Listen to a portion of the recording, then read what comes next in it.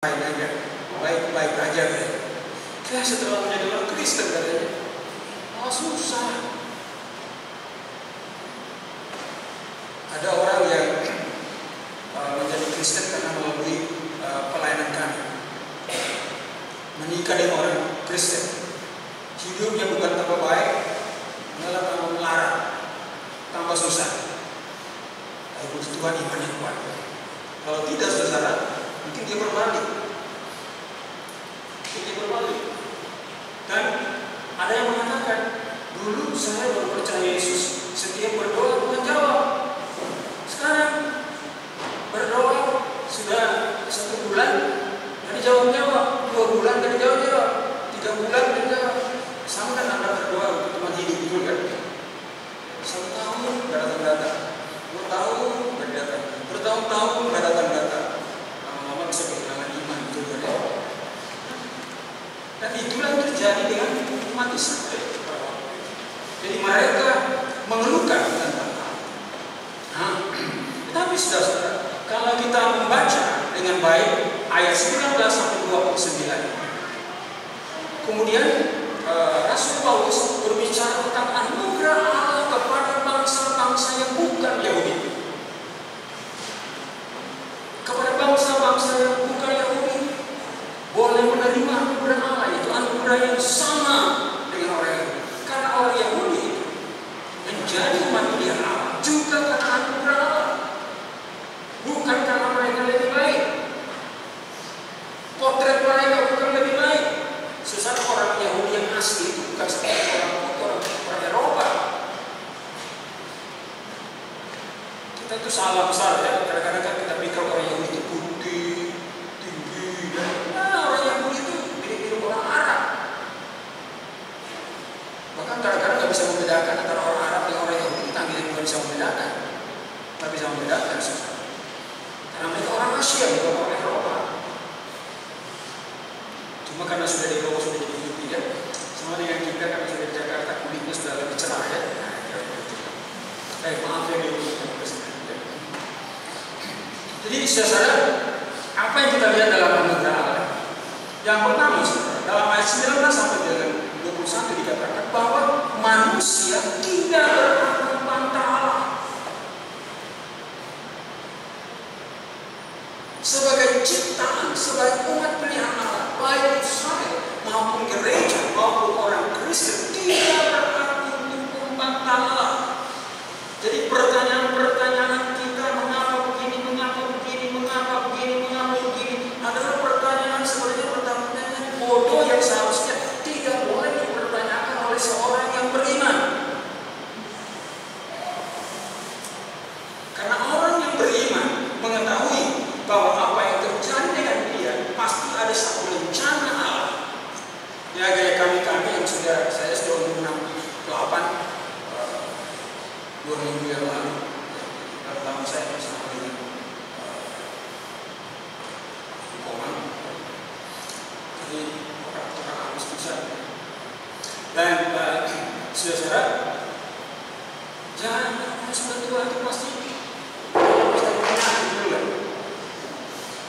Masa boleh ketika sudah mulai darah tinggi, muncul, mulai rambut gila dan sebagainya, masih ingin jadi remaja lagi, itu kan hal yang salah. Tapi yang kedua, sebagai orang yang beriman, walaupun penyakit kita sama dengan penyakit dengan orang yang tidak beriman, tapi sikap kita terhadap penyakit itu berbeda, penderitaan itu berbeda, dan kita dikatakan ini manusia tidak berhak membantah Allah. Kalau Allah menginginkan sesuatu, maka hidupmu kau taruh di situ, Allah menaruh kau di situ, maka Tuhan akan memakai engkau dalam kondisi apapun juga tujuannya. Karena Allah adalah pembentuk manusia dan manusia adalah yang membentuknya. Ini yang dikatakan. Aku inilah seumpama perempuan bejana dan kamu seperti segumpal tanah liat. Saya pikir tadi udah nyanyikan lagu itu ya kan bacaannya itu ya. Tuhan penjunan utangannya. Jadi kita ini Tuhan itu penjunan, kita tanah. Ya tanah nggak bisa apa-apa, mau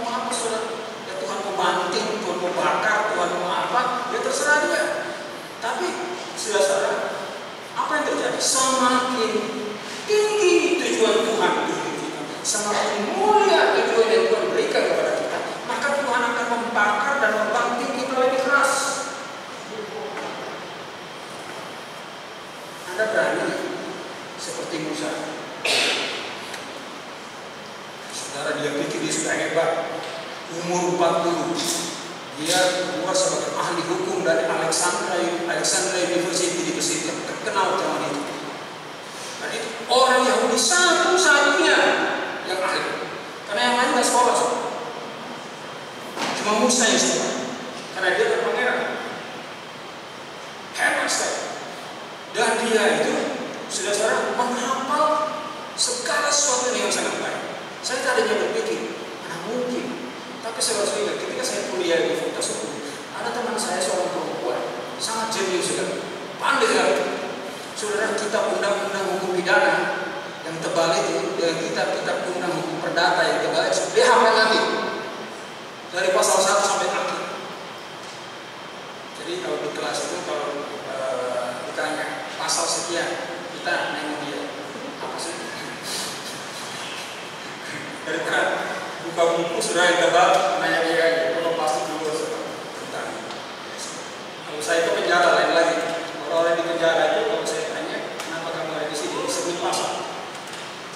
Kalau dia nggak tahu, saya sudah lupa pasal apa. Nah, saudara, dan ada seorang teman saya yang sekarang menjadi pendeta gereja Ortodoks, Bambang Biantoro.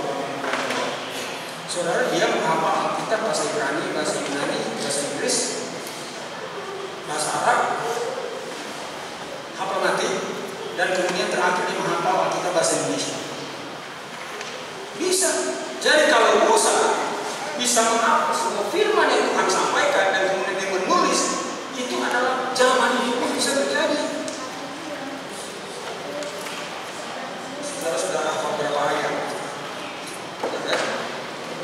Jadi, saudara, dikatakan manusia tidak berhak membantah Allah. Yang kedua, Allah membentuk manusia itu untuk suatu tujuan. Jadi kalau Tuhan memberi penderitaan bagi seseorang, bagi seorang Kristen, Tuhan itu mempunyai tujuan. Kenapa saya izinkan kamu ada di situ? Kenapa kamu harus melalui hal ini?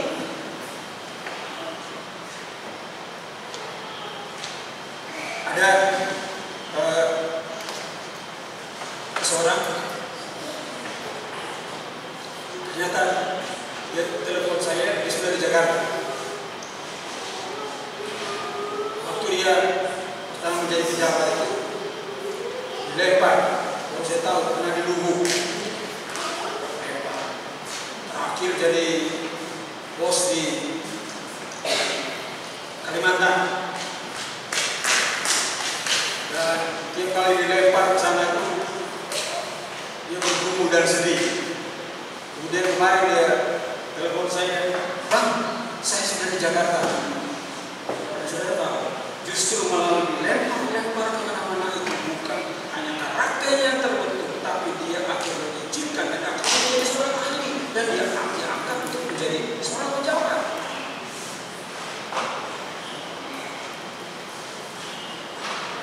Ada orang yang ketika dia kerja di suatu tempat, saudara, ditekan-tekan oleh teman-temannya, bahkan pimpinan-pimpinannya.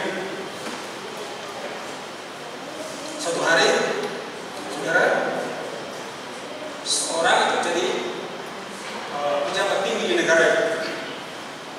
Kemudian dia ingat, dulu ketika saya memimpin di tempat itu, ada seorang Kristen yang jujur dan kerjaannya baik. Saudara, dia hunting di mana orang itu. Akhirnya ketemu. Dia bilang, "Oh, orang itu ada di Bapenas." Saya sebut apa? Rahasia perempuan ya. Nah, saudara, ada di Bapenas. Apa kerjaan di sana?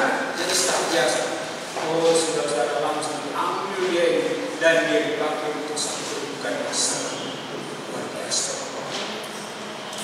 Tuhan itu tidak buta, Tuhan itu punya rencana.